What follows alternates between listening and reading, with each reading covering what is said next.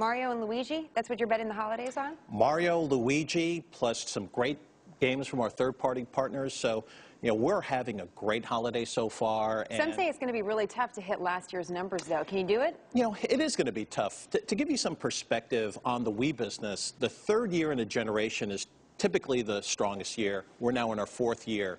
And last year was a record year for the Wii hardware business. So it's going to be really tough for us to lap those numbers, but we're having a great holiday season so far. So what's next then? As you look at the lifetime of this hardware, when do you have to reintroduce or introduce a new product to keep the consumer fresh?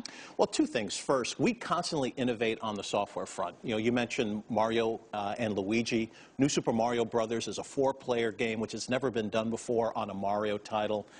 Constantly innovating that way always gives our consumers something fresh. We've talked about great new games. So going back to basics, but giving it a makeover.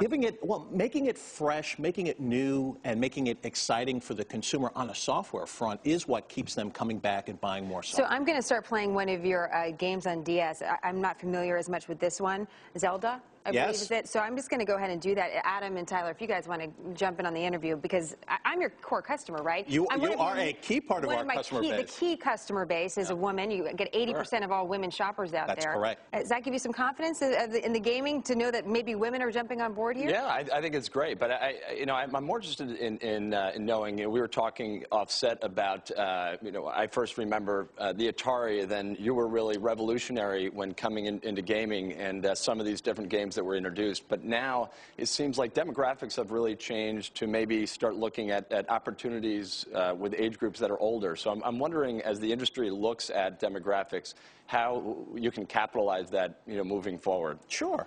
Well, I mean, you hit it on the head. It's fair to say that 10 years ago, the core of the gaming base was 15 to 25 years old.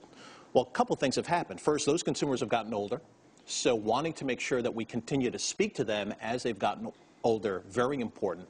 But also, from an overall demographic basis, by ignoring the consumer 25 plus was a real missed opportunity for the gaming industry. Well, so this game just told me, by the way, that my driving is not as good today, Adam. I must be nervous because I'm seeing the princess. That's what they told me. I'm seeing the princess. I must be nervous.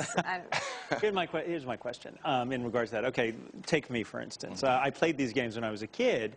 We were just reminiscing about the old football game where it didn't even have images. It was just the light that would go over, when you would pass. Any chance of that stuff coming back to get someone like me to play again? Because other than the Wii, which I really don't do anything, I'm a lost consumer. How do you get someone who's over 40 to come back to you? Well, a couple things, right? First, in terms of current games, there's a lot of great games targeted toward you to get you playing Wii Fit Plus, as an example. Stand on a balance board, shift your weight. Right. Great way to get back into gaming. We also have on the Wii platform what we call Virtual Console. So all of those great games that you remember, the original Mario game, the original Zelda game, we have available for download. Sure, but the top-selling games out there, Call of Duty, for example, very violent, graphic games that seem geared mostly towards teenage boys. So how do you compete with that? Well, the fun thing about the Nintendo business is we have that type of content and everything else for non-experienced gamers as well. So we've got Call of Duty, we've got Grand Theft Auto on our DS business, for example. But we also have Wii Fit Plus, we also have Wii Sports Resort, to make sure that we go literally from 5 to 95. You can do all this innovation, but how do you keep prices down at a level where consumers of all different levels and all different salaries can participate? We're fortunate. We've got software everywhere from $20 to $50 out there for all of our products. Really right in the sweet spot of where the consumer is willing to spend. And you can keep it there? And we're able to keep it there. Is there any chance, and this question may be coming out of left field, but next year Congress is expected to loosen the regulations over gaming for adults, gambling, we would call it. Is Nintendo in any way involved with any of the major gaming organizations out of Vegas or Macau to put together software that would deliver those kinds of opportunities through the Wii or through some other new device?